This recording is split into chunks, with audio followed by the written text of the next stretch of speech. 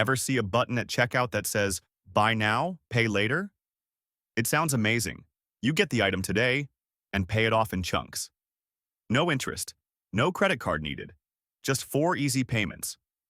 But here's the thing. Buy now. Pay later isn't free money. It's debt dressed up in a friendlier outfit. At first, it feels harmless. You tell yourself, it's only $20 today. But then you do it again, and again, and again.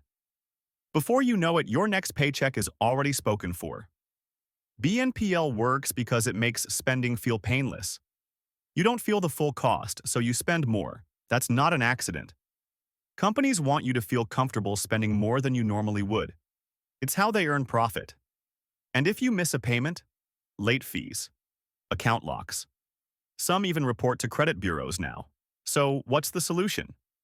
BNPL isn't evil, but it's not harmless either. If you want to stay in control, use it for needs, not impulse wants. Don't stack multiple BNPL plans. And always track your payment schedule. The more you delay pain, the harder it hits later. And in personal finance, comfort now often costs more later.